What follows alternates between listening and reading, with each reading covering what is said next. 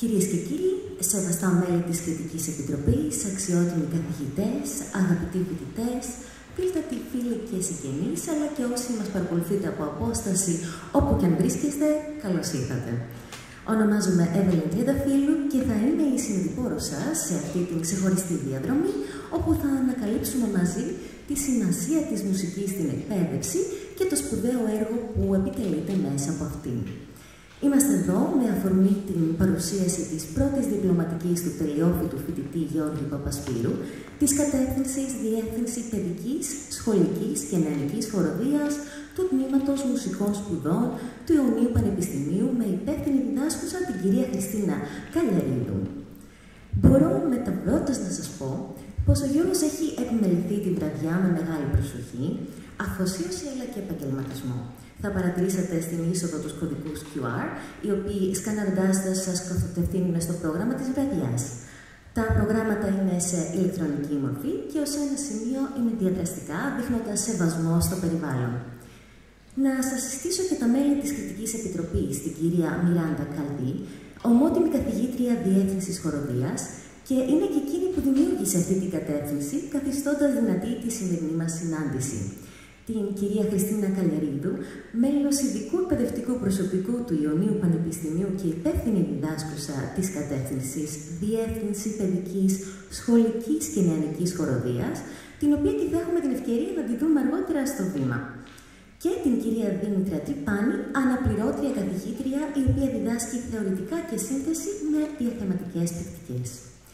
Σε αυτό το σημείο να ευχαριστήσουμε και τη φοιτήτρια Σοφία Μπιλή από το Τμήμα Ξένων Γλωσσών, Μετάφρασης και Διερμηνίας του Ιωνίου Πανεπιστημίου για την live διερμηνία της βραδιάς, αλλά για την ευκαιρία που παρέχει σε όσους δεν μιλάνε ελληνικά και κυρίως τους φοιτητές Εράσμους και όχι μόνο, για να απολαύσουν την εκδήλωση αλλά και να γίνουν κοινωνία ενός τόσο σημαντικού λαογραφικού μουσικοπολιτιστικού κομματιού της ιστορίας μας. Είναι σπουδαίο το έργο που παράγεται στο Ιόνιο Πανεπιστήμιο και νομίζω πως αξίζει ένα θερμό χειροκρότημα.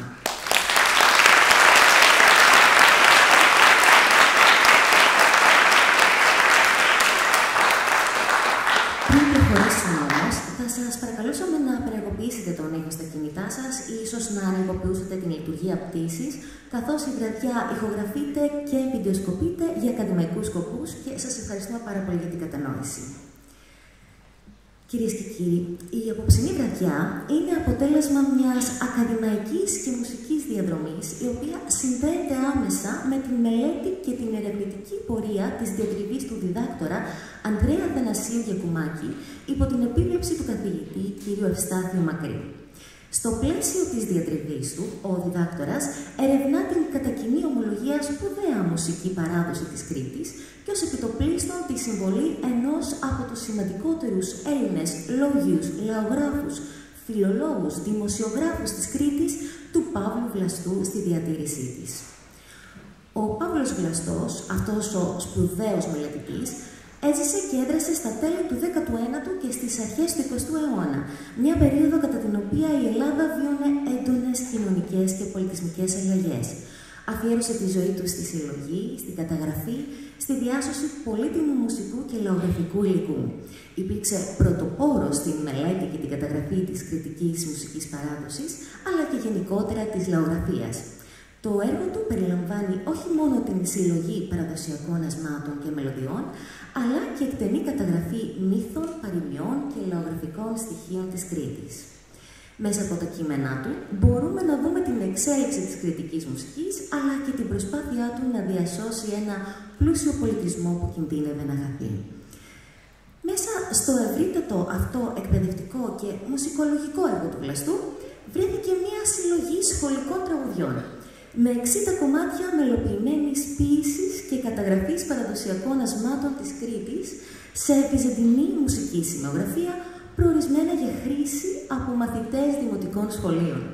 Το βιβλίο αυτό, με τίτλο «Άσματα προς χρήση των δημοτικών σχολείων», γράφτηκε το 1901.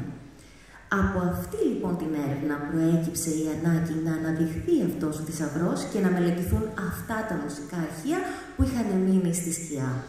Μέσα από μια διαδικασία που μας οδήγησε στη σημερινή βραδιά και κορυφώνεται με την παρουσίαση της διπλωματικής εργασίας του τελειόφοιτου φοιτητή Γεωργίου Παπασπύρου. Βασισμένη λοιπόν σε αυτή την εξαιρετική συλλογή του Παύλου Βλαστού, απόψε θα ακούσετε 6 κομμάτια σε επεξεργασία του ιδίου. Και φυσικά κανείς δεν είναι καταλληλότερος να μας μιλήσει για αυτό το έργο από τον ίδιο τον Γιώργο Παπασπύρου, τον οποίο και καλό να έρθει στο βήμα για να μας δώσει περισσότερες πληροφορίες.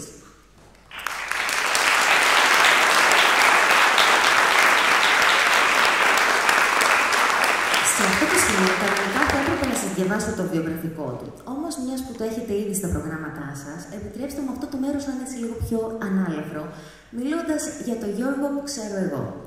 Αυτό το τελαντούχο παιδί, που με ό,τι και αν καταπιάνετε το φέρνει εις πέρας με πολύ αγάπη και μεράκι. Όλοι προφανώς γνωρίζετε την μουσική του παιδεία, άλλωστε είναι και ο λόγος που γίνεται αυτή η βραδιά. Ίσως να μην γνωρίζετε όμως το γεγονός πως έχει συμμετοχές στις συναυλίες στην Ελλάδα και στο εξωτερικό, αλλά και πως έχει διακριθεί αρκετές φορές με την τελευταία σημαντική διάκριση να είναι το πρώτο βραβείο από το Ιόνιο Πανεπιστήμιο και την Amstel No Sponsor. Ωστόσο, εγώ τον γνώρισα με άλλη ιδιότητα. Από το πρώτο TEDx Αγρινίου, όταν κλήθηκα να το παρουσιάσω και ο Γιώργος ήταν στην Οργανωτική Επιτροπή, με κύριο αντικείμενο θα λέγαμε το κομμάτι των social και των marketing. Θα ήταν μαζί μας και η κυρία Καλιαρίδου ως μία από τις βασικές ομιλήτριες, αλλά δυστυχώς ο κορονοϊός ανέβαλε τα σχέδιά μας. Θυμάμαι όμως πολύ χαρακτηριστικά το μούδιασμα στην ανακοίνωση, πως δεν μπορούσατε να έρθετε. Και θυμάμαι πως όλοι μας φυσικά είχαμε στεναχωρηθεί, αλλά δεν μπορώ να σας πω πόσο μεγάλο ήταν το πλήγμα για τον Γιώργο. Πραγματικά το θυμάμαι με πολύ μεγάλη αγάπη και μπορώ να πω ότι είναι πολύ γνωστή η αγάπη του για εσάς, κύριε Καλιαρίδου, για την καθηγητριά του και είναι πολύ όμορφο αυτό.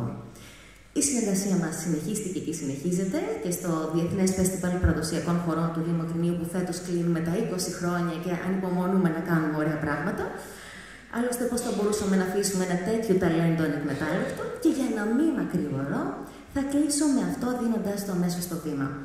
Στις διπλωματικές σίγουρα μετράει η τεκμηρίωση, η αναλύωση, η πρωτοτυπία, μια σειρά από διάφορα κριτήρια. Αλλά τίποτα δεν είναι εφικτό χωρίς μεράκι και ταλέντο, τα οποία ξέρουμε ότι τα έχεις, γι' αυτό και είμαστε όλοι εδώ να σε στηρίξουμε.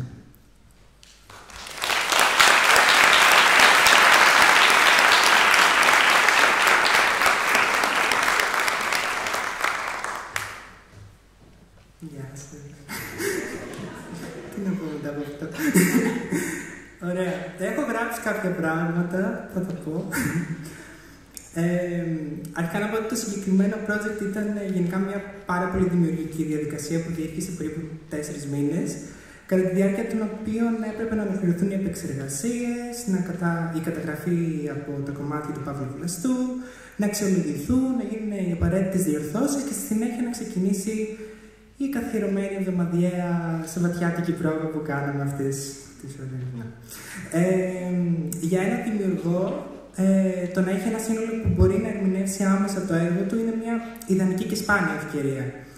Η δυνατότητα να ακούω τις επεξεργασίες μου να παίρνουν μορφή σε πραγματικό χρόνο ήταν μια μοναδική εμπειρία και γι' αυτό θέλω να εκφράσω την ευγνωμοσύνη μου στη χοροδία Άγιος Σπυρίδων, στη μαέστρο και στη καθηγήτρια Χριστίνα Καλιαρίδου, που με στηρίζει και με εμπνέει συνεχώς μέσα από το έργο της και την εκπαίδευση και την εκπαιδευτική της και... μέσα από το έργο της, για την εκπαίδευση και την ανάπτυξη της χοροδιακής μουσικής στην Ελλάδα. Ένα χειροκρότημα που έκανα.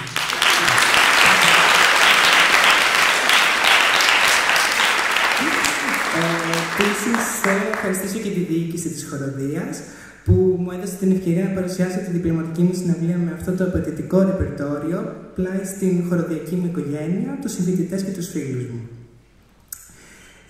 Ιδιαίτερες ευχαριστίες επίσης θα ήθελα να δώσω στον κύριο Ευστάθιο Μακρύ, ο οποίος κάθε φορά που τον καλούσα, και ήταν αρκετές αυτές, είχε την υπομονή να απαντήσει στις αμέτρητες ερωτήσεις μου και να με καθοδηγήσει σε πρακτικά ζητήματα των συνθέσεών μου, ό,τι ώρα κι αν ήταν.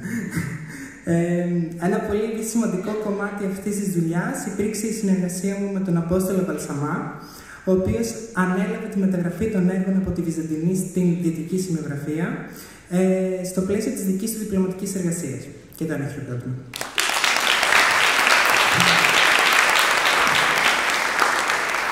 Τώρα, όσον αφορά τις επεξεργασίες που έχω κάνει, βασίστηκαν στις αρχικές μελωδίες των κομματιών, χωρίς να τις αλλοιώσω. Ήθελα να παραμείνω πιστός στην ουσία και την καταγωγή τους, διατηρώντας τη σύνδεση με τις ρίζες τους. Ταυτόχρονα επιδίωξα να αναφέρω στο σήμερα με έναν ήχο που, κατά την δική μου αισθητική και άποψη, αφηγείται τη συνέχεια της μουσικής τους ιστορίας. Στόχος μου ήταν να προσελκύσει το σύγχρονο κοινό, διατηρώντας το παραδοσιακό ύφος, αλλά με μια δημιουργικά ανανεωμένη και σύγχρονη προσέγγιση. Ιδιαίτερη έμφαση έδωσα στην αρμονική επεξεργασία και στον συνολικό ηχητικό χαρακτήρα των έργων, όπου οι αρμονίες που δημιούργησα δεν είχαν μόνο συνοδευτικό ρόλο, αλλά επιδίωξαν να αναδείξουν το βαθύτερο νόημα των στίχων. Ήθελα στην ουσία η μουσική να μιλάει όσο και τα λόγια και να αποδίδει συναισθηματικά το περιεχόμενο των κομματιών, ώστε να δίνει στον ακροατή μια πιο άμεση και βιωματική εμπειρία. Πριν φύγω, θα ήθελα επίσης να πω κάποια ευχαριστώ, γιατί δεν θα τα πω μετά. Και θέλω να ευχαριστήσω αρχικά όλα τα μέλη της ομάδας που εργάστηκαν για την υλοποίηση αυτού του project.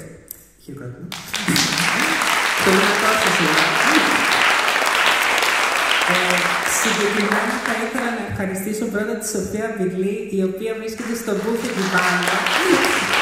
Αριστερά και να λαμβάνει την διερμηνία μας σήμερα. Μεταφράζει τη συναυλία για τους εκλεκτούς καλεσμένους μας που δεν μιλούν ελληνικά.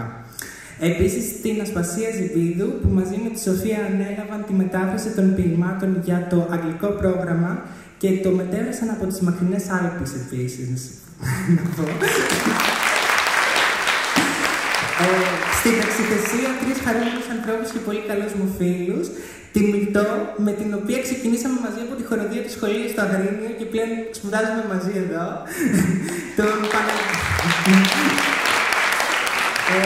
Τον Παναγιώτη Χαραλαμπίδη, που δεν χρειάζεται να πω πολλά λόγια, τον ξέρετε. Και την κυρία Μπόικου, που συμβάλλουν με την παρουσία του στην ομαλή διεξαγωγή της συναυλίας. Οπότε παρακαλώ πολύ να είστε καλοί με το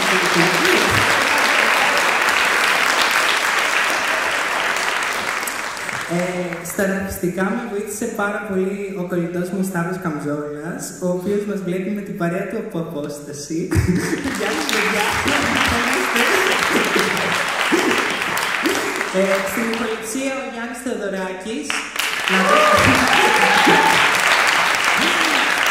Στις φωτογραφίες και στα βίντεο είναι η οικογένειά μου, ο Σπύρος και η Αγγελική.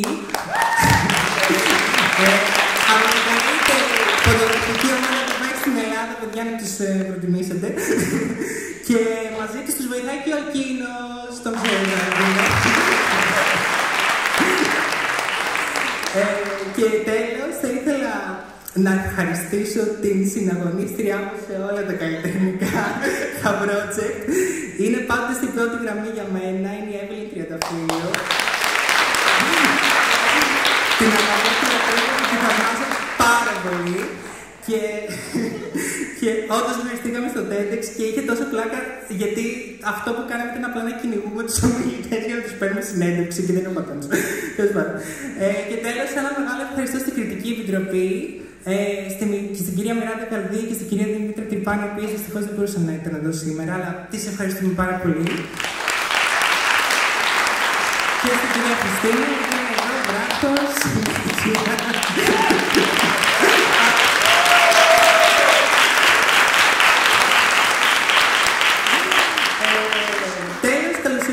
Όλους τους φίλους και ακροατές που ταξίδεψαν από την Κέρκυρα, το εξωτερικό και όλη την Ελλάδα, καθώς και την οικογένειά μου που βρίσκεται εδώ σήμερα μαζί.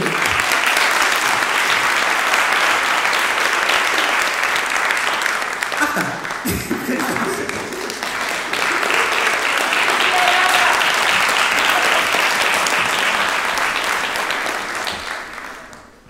Κυρίες και κύριοι, ένας αιώνας σιωπής σπάει απόψε.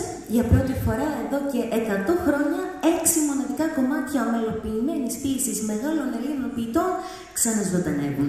Έργα ξεχασμένα στον χρόνο, με τη μουσική του σπουδαίου Παύλου Βλαστού, ξαναγεννείται μέσα από σύγχρονες και δημιουργικές χοροδιακές επεξεργασίες και ερμηνεύονται από την παιδική νεανική χοροδία Άγιος Σπυρίδων, την εργοστασιακή χοροδία της Κατεύθυνσης Διεύθυνσης Παιδικής Σχολικής Ιδανικής Χοροδίας του Τμήματος Μουσικών Σπουδών Ιωνίου Πανεπιστημίου. Με μεγάλη χαρά καλούμε λοιπόν τη χοροδία στη σκηνή για να μας ταξιδέψει σε αυτή τη μοναδική μουσική αναβίωση, ένα ταξίδι στο χρόνο όπου το παρελθόν συναντά το παρόν, πάντα με απόλυτο σεβασμό στην αυθεντική μουσική καταγωγή αυτών των έργων.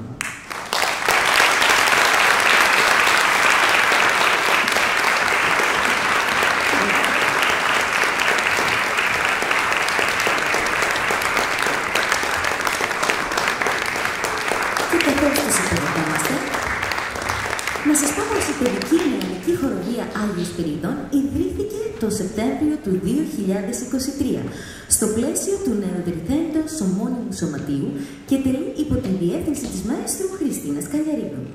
Η χοροδία δίνει έμφαση στην εκπαιδευτική διάσταση της χοροδιακής πράξης για την προαγωγή της βασικής και διαβίου μουσικής εκπαίδευσης στο νησί της Κέρκυρας. Έχει πραγματοποιήσει συναυλίες, καθώς και έχει συμμετοχή σε ευθείες λειτουργίες σε μελοποίηση του Μίκη Θοδωράκη. Τον Απρίλιο του 2024 έχει πραγματοποιήσει συναυλία και ευθεία λειτουργία στη γενέτειρα του Μίκη Θοδωράκη στην Χίο. Το Σεπτέμβριο του 2024 συμμετείχε στο φεστιβάλ Μίκης Θοδωράκη στα Χανιά, παρουσιάζοντας τη θεία λειτουργία του συνθέτη, ενώ παράλληλα συμμετείχε στο τριετές μνημόσυνο του συνθέτη στο Γαλατά Χανίων. Έχει ηχογραφήσει έργα του ρεπερτορίου της, τα οποία είναι υπό έκδοση. Η χοροδία βρίσκεται σε όλα τα μέσα κοινωνικής δικτύωσης με το διακριτικό @saint.spiridon.choir και μπορεί να την ακολουθήσει το κοινό. Κυρίες και κύριοι, το πρώτο τραγούδι που θα ακούσουμε απόψε είναι το Πουλάκι. Ένας μικρός κανόνας σε ήχο πλάγιο του Τετάρτου, σε ποίηση του Ηλία Ταδαλίδη, μελοποιημένο από τον Παύλο Βλαστό και επεξεργασμένο από τον Γεώργιο Παπασπύρου. Η μεταγραφή, δηλαδή η μετατροπή από την βυζαντινή συνογραφία στην ευρωπαϊκή μουσική γραφή, ανήκει στον Απόστολο Βαλσαμά. Το τραγούδι, με την λιτή και παιχνιδιάρικη δομή του, παίζει πουλάκι, ψάλλει πουλάκι, φίλο φυλάκι αντιλαλή, θυμίζει ένα μουσικό παιχνίδι ανάμεσα στη μελωδία και το στίχο. Ένα κάλεσμα προς το πουλάκι που χάνεται και ξαναβρίσκεται μέσα στη ροή της μουσικής. Αχ το πουλάκι, πού σε πουλάκι, πού σε ψαλτάκι, στα μακρινά, σ' άλλα κλαδάκια, λες τραγουδάκια, μ' άλλα πουλάκια παίζεις ξανά.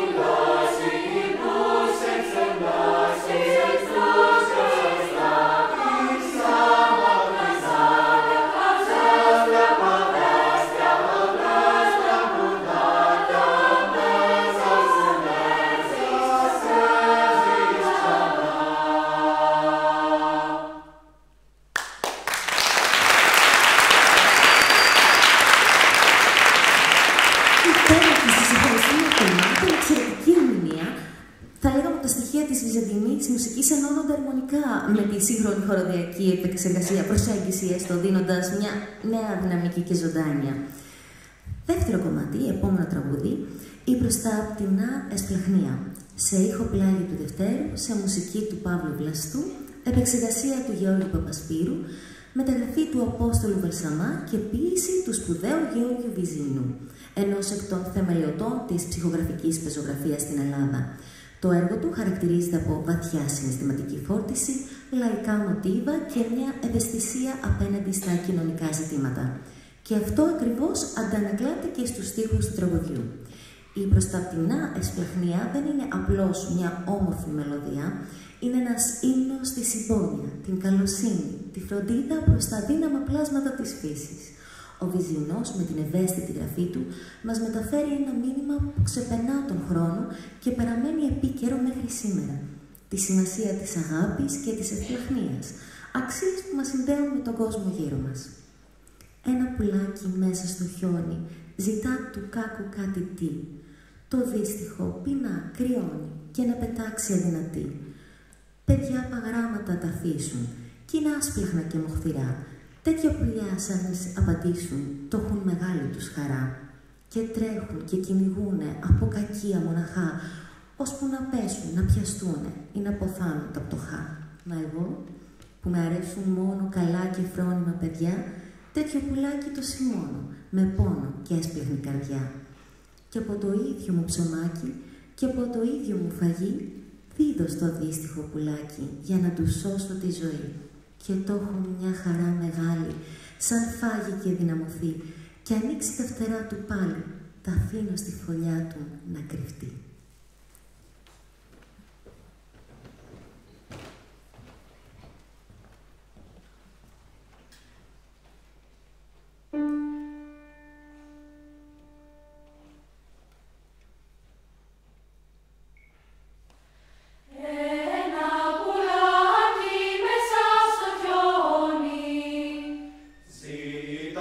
Του κάκου κάτι τι, το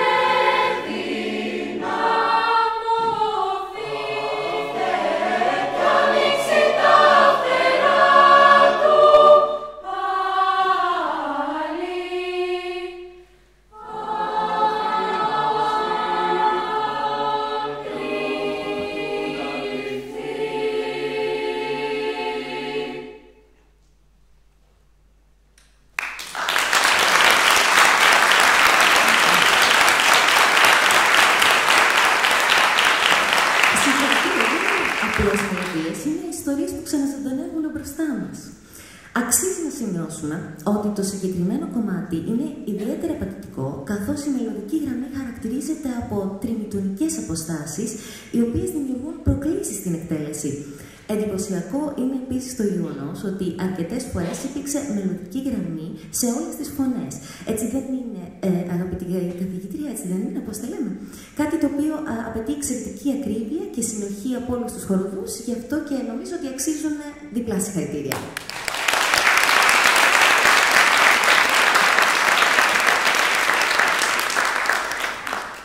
Η Πέρδικα είναι ένα κομμάτι γεμάτο συμβολισμό, όπου η φύση γίνεται το σκηνικό για μια σπαρακτική ιστορία μητρικής αγάπης και απώλειας. Η Πέρδικα, σύμβολο της στοργικής μητέρας, προσπαθεί να προστατεύσει το μικρό της, το οποίο όμως γοητεύεται από τον κόσμο γύρω του και απομακρύνεται. Η τραγική κατάληξη του μικρού πουλιού στα νύχια του γερακιού αντικατοπτρίζει μια βαθιά ανθρώπινη αλήθεια, την αγωνία της μάνας για το παιδί της και την αναπόφευκτη στιγμή που το αφήνει να ακολουθήσει το δικό του δρόμο. Με την τρυφερότητα της μελωδίας και τη δραματική της εξέλιξη, η Πέρδικα είναι ένα από τα πιο συγκινητικά κομμάτια της βραδιάς. Και ακούστη ένα φτερούγισμα, μια ταραχή, μια τάρα. Μουσική Παύλος Βλαστός. Ποίηση Γιώργος Ζαλοκώστας. Μεταγραφή Απόστολος Βαλσαμάς. Επεξεργασία Γεώργιος Παπασπύρου.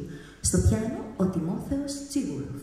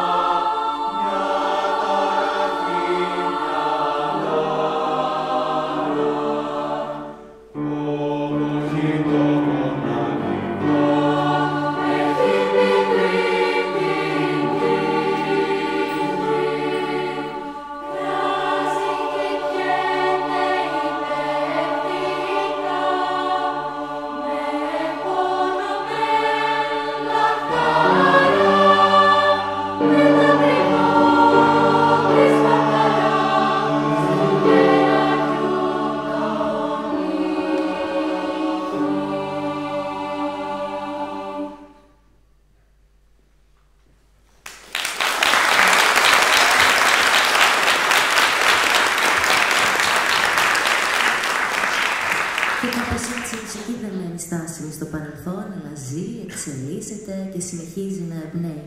Το παρελθόν συναντά το παρόν μέσα από τη δύναμη της μουσικής. Στη συνέχεια και σε αντίθεση με τα προηγούμενα κομμάτια που είχαν, θα λέγαμε, ένα πιο εσωτερικό ή στοχαστικό χαρακτήρα, το πρωινό άσμα του Άγγελου Βλάχου, αυτής της πολυσχηδούς προσωπικότητας που συνέβαλε στη διαμόρφωση του νεοελληνικού πνευματικού κόσμου, είναι ένα σύμνο στη χαρά της ζωής.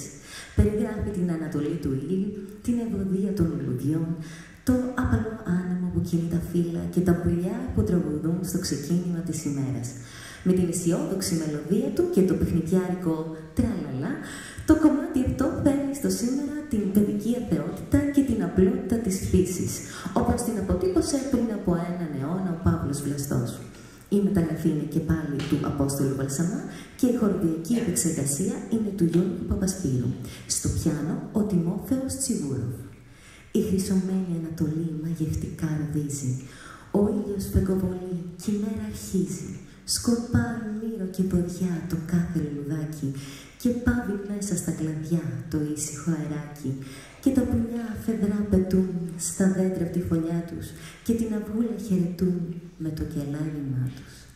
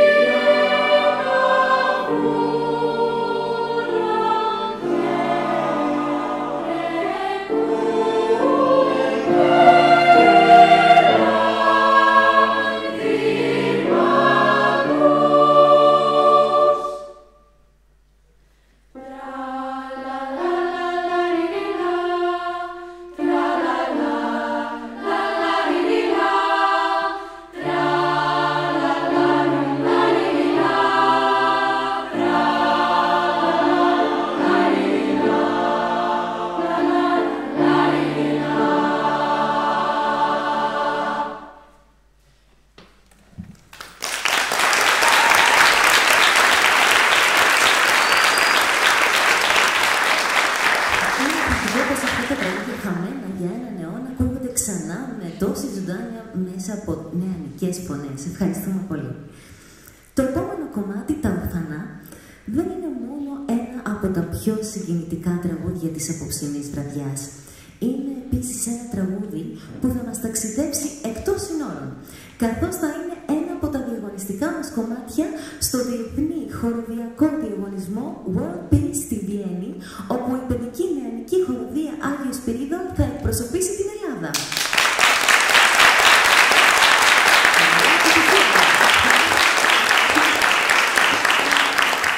Έτσι, χαμένες στο χρόνο αυτές μελωδίες που αναβιώνουν απόψε δεν θα μείνουν μόνο εδώ. Θα ταξιδέψουν στο εξωτερικό, κουβαλώντας μαζί τους ένα κομμάτι της ελληνικής μουσικής κληρονομιάς και δίνοντας νέα ζωή σε έργα που για δεκαετίες είχαν μείνει στη σιωπή. Το κομμάτι αυτό, σε ηχοπλάγιο του Δευτέρου, είναι σε μουσική του Παύλου Βλαστού, ποίηση του Αχιλλέα Παράσχου. Η μεταγραφή έγινε από τον Απόστολο Βαλσαμά, ενώ η χοροδιακή επεξεργασία του ανήκει στο Γεώργιο Παπασπύρου. Η σπαρακτική του μελωδία και οι στίχοι μιλούν για την οδύνη της ορφάνιας, τον θρήνο των παιδιών που ξυπνούν και καλούν τη μητέρα τους, αλλά εκείνη δεν μπορεί να τους απαντήσει. Είναι ένα έργο που δεν αφήνει κανέναν ασυγκίνητο, καθώς μεταφέρει με τρόπο βαθιά ανθρώπινο τον πόνο της απώλειας.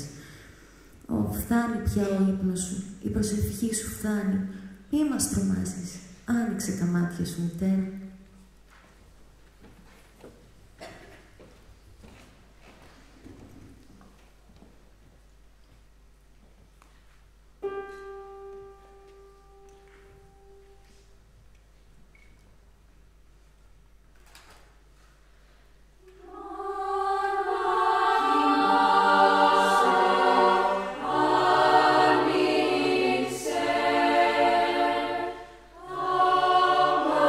Oh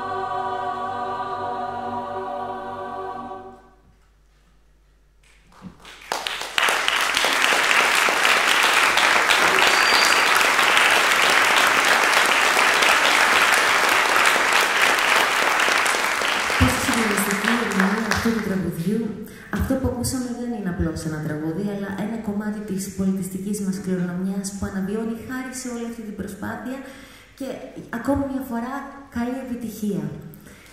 Το τελευταίο τραγούδι της βραδιάς είναι το επικό και γεμάτο ένταση «Αδελφική αγάπη». Πρόκειται για ένα κριτικό μέλος των ορεινών αρχαίων, δηλαδή ένα παραδοσιακό μουσικό κομμάτι της Κρήτης με ρίζες που αναγάγονται στην αρχαιότητα σε ηχοπλάγιο του πρώτου, σε ποίηση του Αριστοτέλη Κουρτίδη. Η μουσική ανήκει στον Παύλο Βλαστό, ενώ ο Απόστολος Βαλσαμάς έκανε τη μεταγραφή. Σήμερα, μέσα από την επεξεργασία του Γιώργου Παπασπύρου, το κομμάτι αυτό αναβιώνει με τον ίδιο δυναμισμό και την ένταση που είχε κάποτε. Αυτό το τραγούδι δεν είναι απλώς μια μελωδία, είναι μια ζωντανή αφήγηση, ένας θρύλος όπου η δύναμη της αδελφικής αγάπης αντιπαρατίθεται με τον ίδιο το θάνατο. Δύο αδέλφια πολεμούν τον χάρο για να σώσουν την αδελφή τους, διαψεύδοντας το σκληρό αφορισμό πως τα αδέλφια δεν πονούνται. Με δυνατούς στίχους σε 15 σύλλαβο και επιβλητική μουσική, το κομμάτι αυτό φέρνει στη σκηνή ένα ειρωνικό αγώνα γεμάτο ένταση και πάθος. Είναι το ιδανικό κλείσιμο της βραδιάς, αφού συμβολίζει τη δύναμη της παράδοσης, της μουσικής και της ανθρώπινης αλληλεγγύης. Ας ακούσουμε λοιπόν την αδελφική αγάπη, ερμηνευμένη από την παιδική νεανική χοροδία Άγιος Σπυρίδων. Τα αδέλφια σκίζουν τα βουνά και δέντρα ξεριζώνουν. Τα αδέρφια κυνηγήσανε και νίκησαν τον χάρο.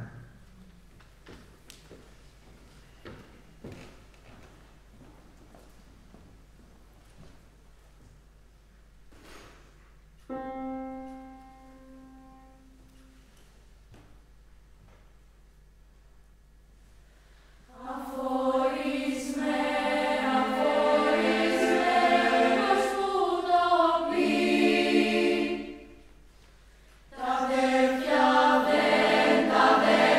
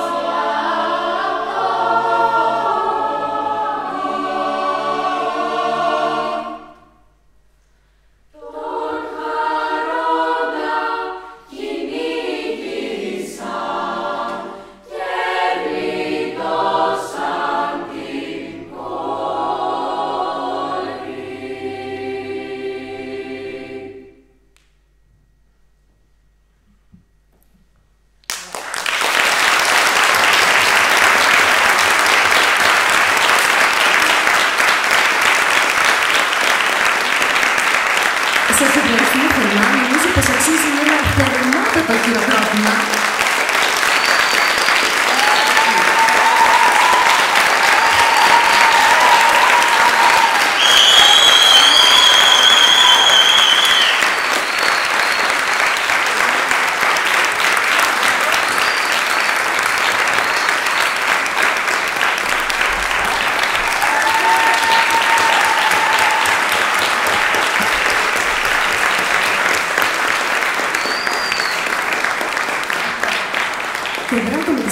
Να αναφέρω κάτι το οποίο χρησιμοποιεί ως μότο της η κυρία Καλιαρίτου, πως η χοροδία είναι η βάση της μουσικής εκπαίδευσης.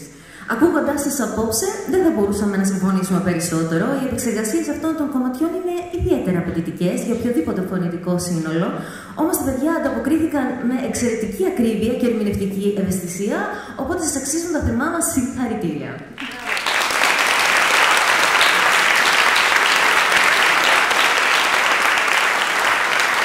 Θα ήταν βέβαια παράληψη να μην καλέσουμε στο βήμα και την κυρία Χριστίνα Καλιαρίδου, την υπεύθυνη διδάσκουσα της κατεύθυνσης Διεύθυνσης Παιδικής, Σχολικής και Νεανικής Χοροδίας, για να μας πει δύο λόγια.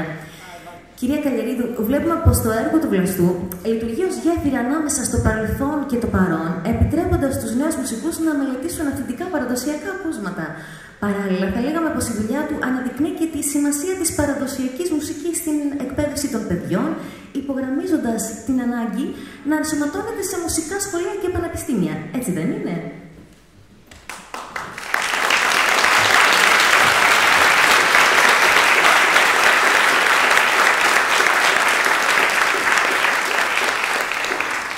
Και βέβαια έτσι είναι και η ζωντανή απόδειξη είναι μπροστά σας και μόλις τα ακούσατε. Δηλαδή, τι περισσότερο από την διαζώση σε επαφή με όσα λέμε. Μιλάμε για παράδοση, μιλάμε για συνέχεια. Αγαπητή Ευελίνα, αγαπητέ Γιώργο και παιδιά, θέλω ο κόσμος να καταλάβει λίγο αυτό το καλλιτεχνικό δέντρο, πώς ξεκίνησε όλο αυτό. Θα είμαι πολύ σύντομη. Παύλος Βλαστός, στην Κρήτη. Ο μεγάλος μουσικός, συλλέκτης, αγαπούσε την παράδοση, την τέχνη, τη μουσική. Το έργο του βρίσκεται στα Χανιά, σε χειρόγραφα. Ένας μελετητής, κριτικός, και είναι και ψάλτης στο ναό του Αγίου Τίτου στο Ηράκλειο. Ψάχνει να κάνει το διδακτορικό του, αναζητεί καθηγητή και συναντά τον αντιπρίτανη και καθηγητή κύριο Ευστάθιο Μακρύ, προκειμένου να επιβλέψει το διδακτορικό με θέμα το υλικό αυτό, τη συλλογή του Παύλου Βλαστού. Στέφεται με επιτυχία, κάνει το διδακτορικό του, γνωρίζουμε τον Γιακουμάκη οικογενειακός και στην κουβέντα μας, τη δική μου με τον Γιακουμάκη, μαθαίνω ότι αυτά τα 60 παιδικά τραγούδια που βρίσκονται, σχολικά τραγούδια που βρίσκονται στη συλλογή, είναι σκέτη πρόκληση. Και έρχεται η ιδέα αυτά τα τραγούδια, που είναι σε βυζαντινή σημειογραφία, να δοθούν ως διπλωματική εργασία στον φοιτητή Απόστολο Βαλσαμά, του οποίου την εργασία έχει πάλι την επίβλεψη ο κύριος Ευστάθιος Μακρύς, και από την βυζαντινή σημειογραφία και καταγραφή να την φέρει στην ευρωπαϊκή σημειογραφία ο Γιώργος Παπασπύρου, προκειμένου να κάνει τις χοροδιακές επεξεργασίες και να τις τραγουδήσουν τα παιδιά στην πρώτη διπλωματική συναυλία του Γιώργου.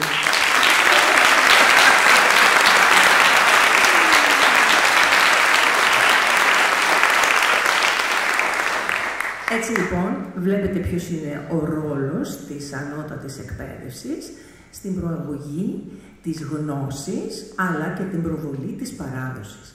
Μια μεταφορά της παράδοσης από το παρελθόν στο μέλλον, όχι εις μνημόσυνο αιώνιων, αλλά σε μια ζωντανή πράξη και μέσα από μια οπτική καινούρια, φρέσκια, που έχει και προοπτική για το μέλλον.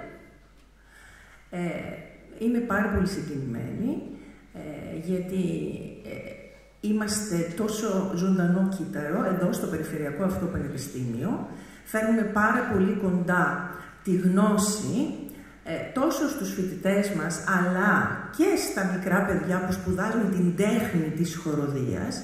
Και μιας που μιλάμε για τέχνη, να πω κάτι πολύ σημαντικό, ότι η τέχνη είναι η ίδια μεταφέρεται, η παράδοση που μεταφέρει την τέχνη από γενιά σε γενιά, είναι η εφαρμογή της, η πρακτική της. Μπορεί η τέχνη μας να πλαισιώνεται σε ένα ακαδημαϊκό πλαίσιο, δεν πάβει όμως να είναι μια συνεχής επαφή με τη μουσική. Τι σημαίνει αυτό? Τραγουδούν τα παιδιά, εξασκούνται στη χοροδιακή πράξη, εξασκούνται οι εκολαπτώμενοι μαέστροι, διδάσκουμε εμείς οι διδάσκοντες εδώ, με την παρουσία μας, με την διαβίου παρουσία μας και την δυνατότητα όλη αυτή την πείρα, που αυτή ουσιαστικά η πείρα έγινε παράδοση και η παράδοση έγινε γνώση και η γνώση έγινε ακαδημαϊκή γνώση, να μεταφερθεί στους νεότερους. Γι' αυτό είμαι πάρα πολύ περήφανη που έχουμε την εργαστηριακή μας χοροδία και μπορούμε να δουλέψουμε έτσι και βλέπετε ότι αυτό αποτυπώνεται στα μάτια σας μπροστά. Η αγάπη που έχουν οι ασκούμενοι φοιτητές για την χοροδιακή πράξη, η αγάπη που τρέφουν τα μικρότερα παιδιά για την χοροδιακή πράξη και εκπαίδευση, τι άλλο να ζητήσουμε, τι άλλο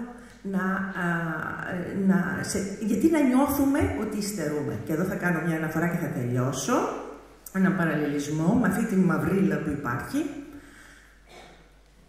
Όλοι ξέρουμε ότι ζούμε σε ένα υποανάπτυκτο κράτος.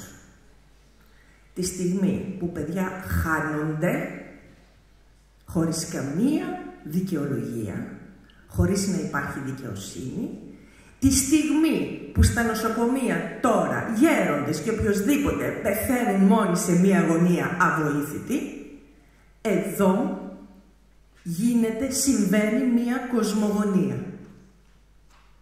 που δημιουργείται από την αγάπη, το ενδιαφέρον των νέων και την αγάπη των παλαιότερων να συνεχιστεί η παράδοση, η γνώση προς το δρόμο της ανάπτυξης και μόνο.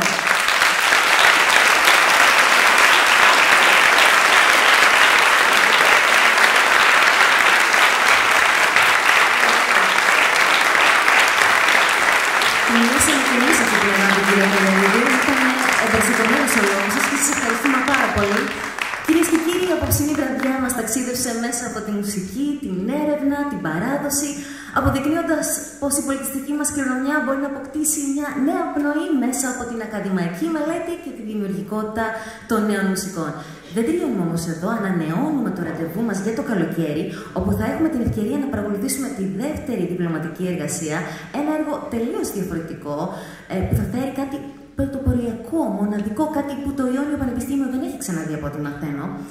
Σας ευχαριστούμε θερμά για την παρουσία σας, για τη στήριξή σας και ευχόμαστε να συνεχίσουμε να πορευόμαστε μαζί σε αυτή τη μουσική και ακαδημαϊκή διαδρομή.